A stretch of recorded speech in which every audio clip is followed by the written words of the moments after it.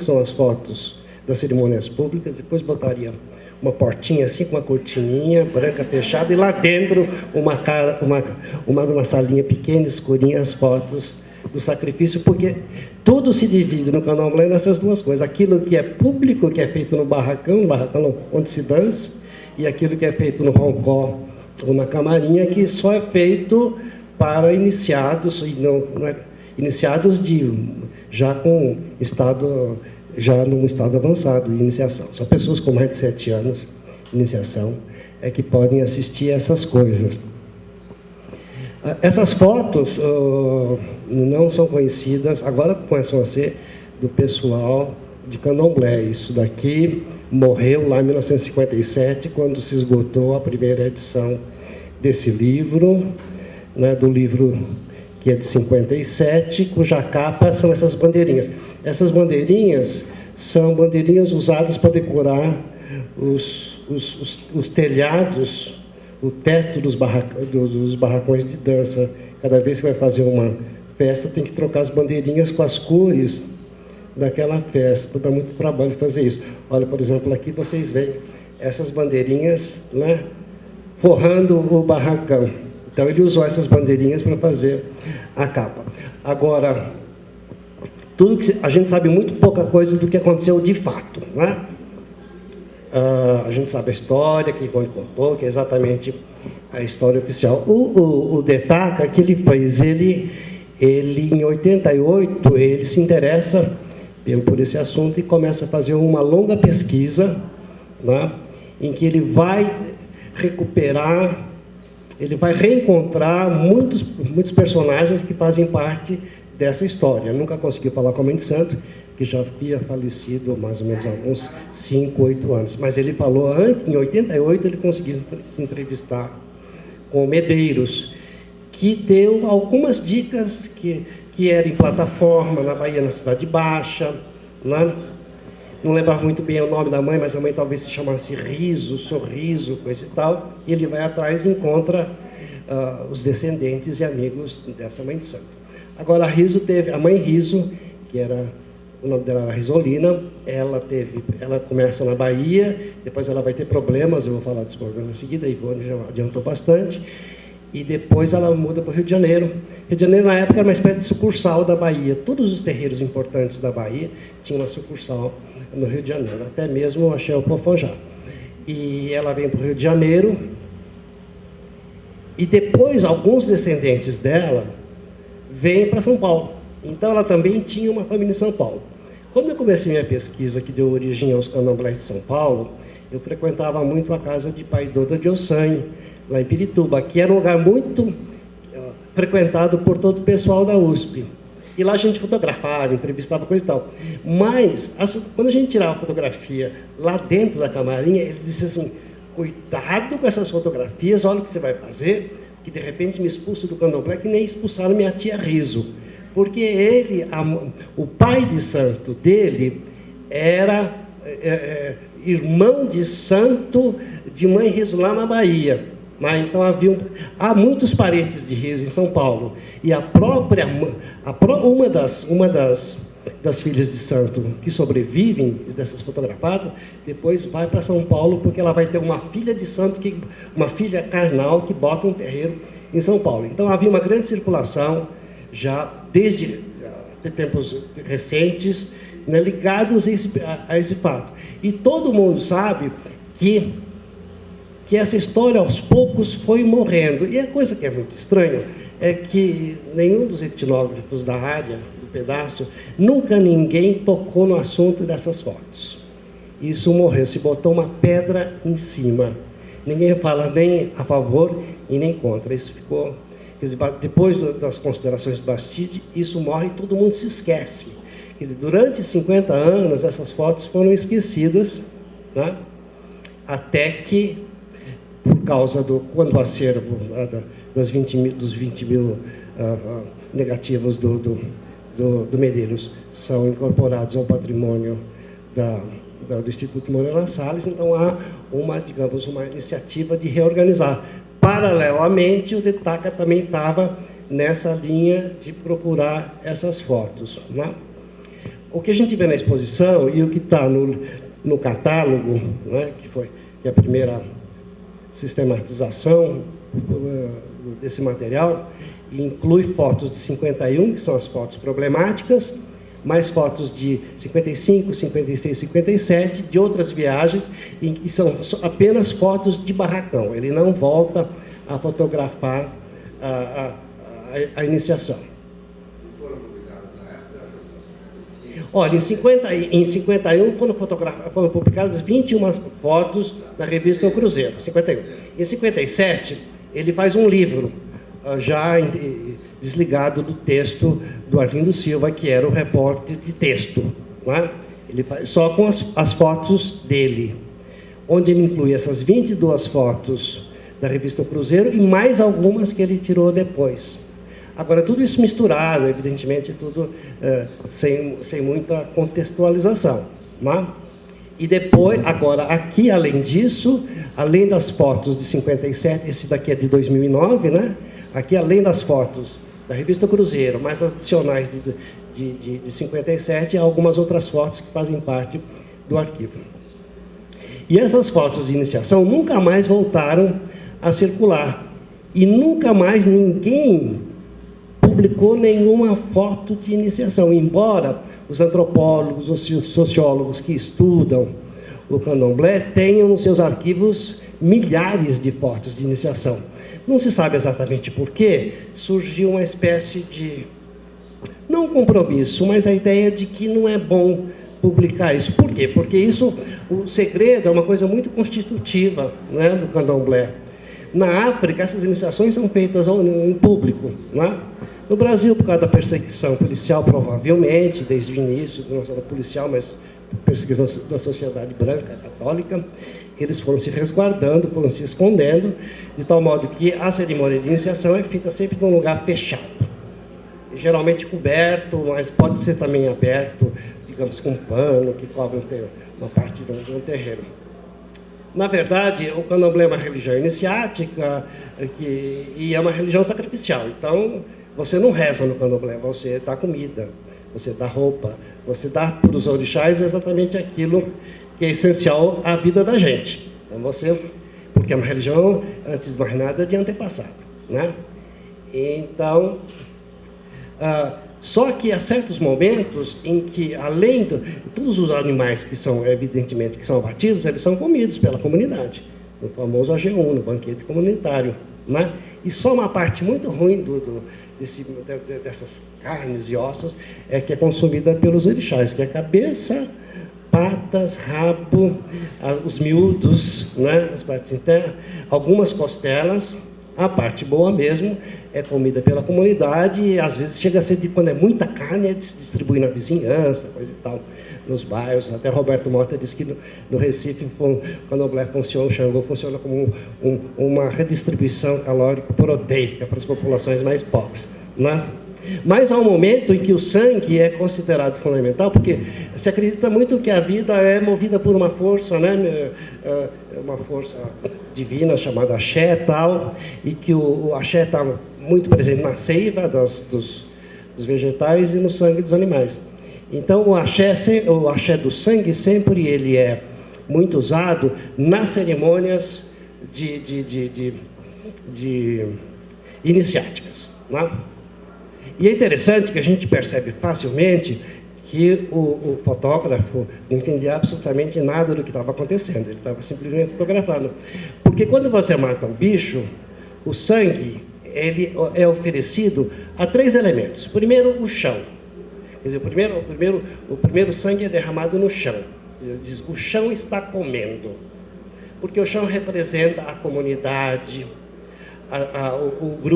o grupo de candomblé, desde os seus antepassados, representa a base social do grupo, né? Então, o social está comendo, quer dizer, na verdade, eles dizem, a terra está comendo, o chão, basicamente, o chão está comendo. Em geral, as camarinhas dos terreiros são de chão de terra para permitir que o chão coma. Quando é feito, tem taco, tem cerâmica, coisa e tal, sempre tem um buraquinho para o sangue poder escoar. O segundo elemento que come é o assentamento do orixá, que é a representação material, que nunca aparece sangue derramado. Todas as fotografias dele, todas, o assentamento já está coberto com uma toalha, porque provavelmente ele achou que aquilo não era interessante e não fotografou. E o terceiro elemento que come é a cabeça. É a cabeça. Vocês veem que o sangue derramado, ele escorre, mas a intenção não é fazer o sangue escorrer, a intenção é jogar o sangue sobre a cabeça para que o orixá coma, né? Então, por quê? Porque se acredita, tem um buraco. Tem uma foto maravilhosa, que é uma foto de 3, vocês depois vão olhar lá. A gente não passa nada para não trabalhar com uma qualidade inferior à qualidade da exposição, evidentemente.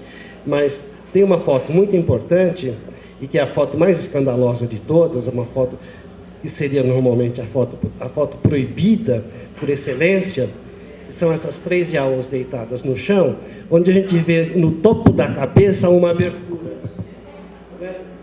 Essa abertura se chama osso ou oxo, e é feita com navalha. A mãe de santo faz 301 picotes na cabeça. 301, porque 301 é uma ideia de infinito, muito, blá, blá. E se acredita que é por aqui que se faz a ligação entre a Terra, o Aie, o mundo em que vivemos, e o mundo do Orum, que é o mundo dos orixás. Então isso é por aqui que o orixá entra e sai, coisa e tal. Essa é a coisa mais sagrada, mais escondida. Mesmo quando o Yaô sai para dançar no barracão depois, isso é coberto, esse buraquinho é coberto com um cone feito de obi e outras sementes que são raladas, mascadas e juntadas com manteiga de ori e tal, e a cabeça é toda pintada e coberta, né? O Yaô, depois, quando sai na rua, ele sai com a cabeça coberta sempre. Vocês veem no metrô, no ônibus, tal, pessoas de branco, com a cabeça sempre coberta. São pessoas que estão em fase de iniciação, e se for um rapaz, está com um bonezinho branco, porque não pode mostrar o roxo para ninguém, é coisa absolutamente proibida. E aqui a coisa está completamente escancarada. Continuou sem ser vista, porque essas fotos morreram praticamente no seu, a partir da sua publicação em 51 e 57. Depois ninguém mais viu, né? Agora, é provável que agora, quando elas estejam, que elas estão circulando normalmente, é provável que isso daqui deixe de ser um segredo, né? Que é uma coisa que já está sendo mostrada e que, enfim, deixa de ser uma proibição. Mas até o momento, isto é a maior das proibições. O Osho não pode ser visto por ninguém.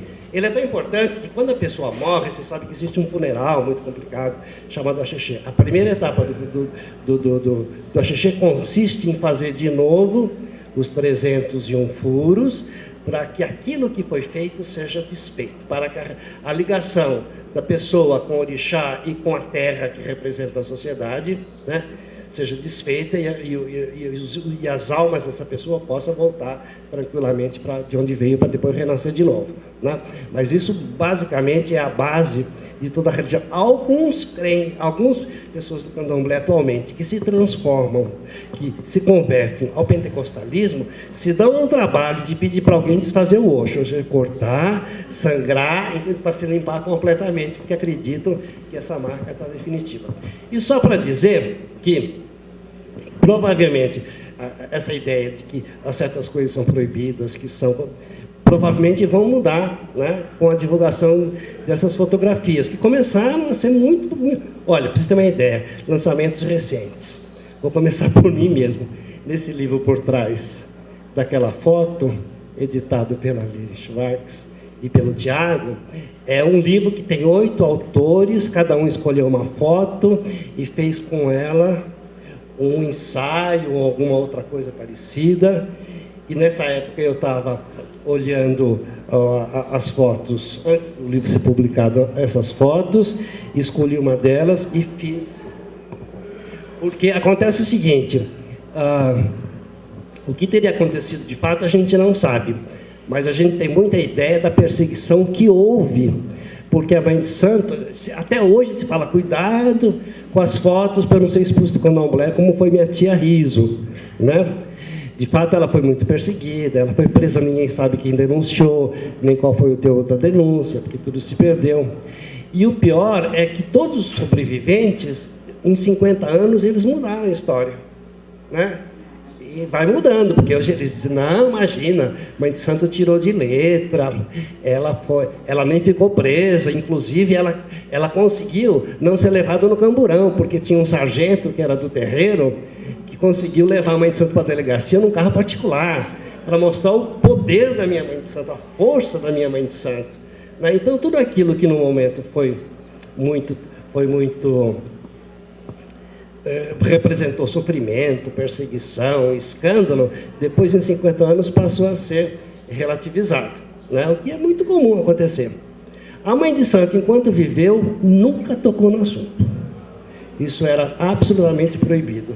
E nunca mostrou nenhuma dessas fotos para ninguém. Mas quando ela morreu, ao desfazer a cama dela, as filhas descobriram que um exemplar do livro de 57 era mantido debaixo do colchão. Né? Isso é uma coisa muito, muito interessante. Então, com base nessa fotografia, eu tinha um grande problema. Eu não podia escrever o que de fato acontecia por trás dessa fotografia, porque essas histórias hoje estão muito desconhecidas. A gente não sabe direito o que aconteceu. Tudo mudou, né? A memória se refez, muitas coisas foram legitimadas, outras coisas foram Então, a minha alternativa foi usar um artifício que é, já que eu não posso escrever uma sociologia dessa foto, eu escrevo uma ficção. Então, eu inventei uma história como se fosse uma das filhas de santo, 50 anos depois, vendo a sua própria fotografia mostrada por um pesquisador, e começa a relembrar e com isso eu pude falar, evidentemente, aquilo que eu queria, mas sempre pensando qual teria sido realmente o contexto de toda essa coisa. Agora, o Ditaca, ele publica muitas fotos, né, porque ele faz a pesquisa mais exaustiva, né, que começa com a entrevista com o próprio Medeiros. Depois, ele vai localizar todos os sobreviventes, né? Inclusive, ele vai localizar o sobrevivente da Federação do Culto Baiano, que à época controlava a situação. A Federação do Culto sempre quis controlar o candomblé, nunca conseguiu, né? Tanto que ele conclui que a mãe de santo deve ter sido perdoada, porque uma dessas filhas de santo depois foi reconhecida como mãe de santo. Mas a gente sabe, de fato, que qualquer pessoa é reconhecida como mãe de santo, basta você pagar a taxa de inscrição, porque é uma instituição inteiramente burocrática, que não tem, de fato, um papel de interferência, de intervenção, de controle, assim por diante. Mas ele descobriu que havia um grande ódio do antigo presidente da federação, que estava agora com quase 100 anos, que logo depois faleceu, que era o Chicaramongo Esmeraldo, que era um Ogã, que era de Angola. Porque o maior golpe foi para as nações de Angola, porque ela era de Angola. Então era mais uma razão, inclusive, para o Bastilho dizer, olha esse pessoal dos terreiros de caboclo, né? Como eles se deixam subornar, como eles são uma categoria inferior, incomparável, quando você vê as grandes mães de Santa Casa Branca, da Chanforjá, do Cantuá, as mães de Santo Nagô, Yorubá, coisa e tal. Então isso alimentou também essa briga entre as duas grandes vertentes de nações de candomblé. De um lado, os iorubanos, né, que tinham todo o apoio da intelectualidade, dos pesquisadores, e do outro lado, aqueles que eram considerados menores, inferiores, que era o povo de Angola. E ela era uma dessas representantes do povo de Angola, que é terreiros que se concentravam na Cidade Baixa, na plataforma, na Ilha Amarela, coisa e tal, enquanto os outros estavam na Federação, lá na Cidade Alta, coisa, né? E havia até uma simbologia Cidade Alta, Cidade Baixa. Então, tudo isso, evidentemente, pesou nessas disputas, né? nessa situação. E a mãe de santo, ela acabou depois, com o tempo, ela se mudou, ninguém sabe, na verdade, por que ela se mudou da Bahia, porque, de qualquer forma, ela tinha o apoio dos seus mais próximos. Né? Duas dessas moças morreram, uma morreu logo, alguma causa natural, e outra morreu mais adiante, e só uma delas sobreviveu. Foi em 51. As fotografias foram feitas em 51 e publicadas em 51.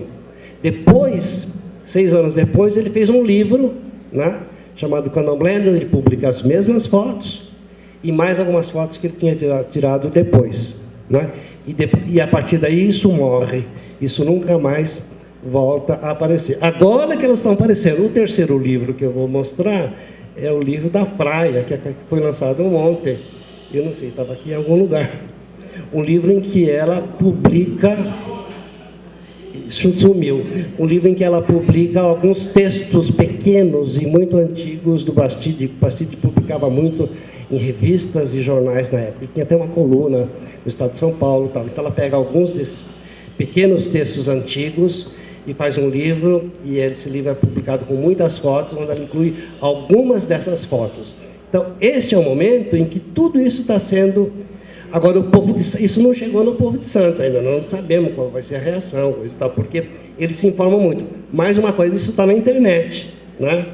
Então, tudo isso, evidentemente, vai estar muito disponível, né? Muito ao alcance dos olhos dos filhos de santo em geral, que gostam muito de usar a informação etnográfica, a informação dada pelos pesquisadores, sociólogos, para contestar o poder dos seus próprios pais de santo. Existe uma briga geracional aí, que é alimentado por um conhecimento que vem de fora dos terreiros, que é o conhecimento que é trazido, né, pelos artigos, livros, álbuns, coisas que nós produzimos, né? Então, evidentemente que isso pode... As religiões estão sempre em constante transformação, tal, mas isso também pode ser mais um elemento, né, para mudar alguma pequena coisa ou alguma maneira de ver. Uma outra coisa que acontece é que depois disso ficou cada vez mais difícil fotografar em candomblé, fazer filmes, né? Mas no candomblé tudo pode e tudo não pode, como disse a Ivone. Tudo tem um jeitinho, por exemplo. Qual foi o jeitinho dele? O jeitinho dele, olha, eles mataram, provavelmente, 3 cabritas, 4 vezes 3, 12, 12 galinhas, uma pata, 3 angolas e 3 pombas. Parece que lá tem mais alguma pequena coisa que é dada para os outros orixás. Isso hoje custaria cerca de R$ 1.800. Uma cabrita custa 300, 400 reais, né? Uma galinha, vocês sabem, custa R$ 30. Uma pata, 50. Uma galinha de Angola, 30, 40, 35. Então ele gastou mais ou menos isso. Mas isso é uma prática comum nos candomblés. Você chegar e você participar, oferecendo dinheiro para comprar coisas, porque as pessoas iniciadas são pobres. Em geral, os pesquisadores são muito assediados logo que chegam, porque a primeira coisa que tem que fazer é comprar uma galinha para não sei quem, é levar 1 quilo de...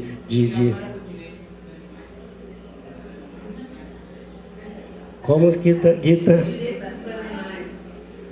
Aí agora tem uma briga, né? Vocês sabem, né? Mas a Constituição parece que dá plenos poderes de continuar matando esses bichos. Agora, se faz... Inclusive a Jonita fez um filme muito escandaloso sobre os eguns, né? Agora, tem uma outra coisa. Naquele tempo, os antropólogos e sociólogos não usavam fotografia, né? Isso é uma moda muito recente, né? Se usava muito pouco. A não ser que isso era uma produção de fotógrafos, que é o caso de Verger, que virou um etnógrafo por consequência da fotografia que produzia, né? Essas fotografias, eu não estou contestando o Reginaldo não, porque ele falou tudo certo, mas eu só estou dizendo que essa relação com o segredo é uma coisa muito incrível, porque você sabe, estando dentro, você acabou de falar, que os livros dos antropólogos são muito lidos, não só pelos fiéis, mas como pelos próprios pais de santo, que seguem o Roger Bastide, por exemplo, ou que seguem o Reginaldo, na descrição, entendeu? Porque é muito difícil você fazer uma tradição o tempo todo, está ali à disposição, né? E eu acho que esse momento, tem um momento na história da antropologia que você usa menos a foto, embora você use foto sempre. Mas Malinowski usou foto, o Evans Pritchard tem as fotos dele maravilhosas, que eu vou mostrar hoje à tarde, já estou fazendo uma propaganda. Não vou mostrar um pouco, porque está no Pitt River, o museu, né? Sobre os indígenas, Nossa,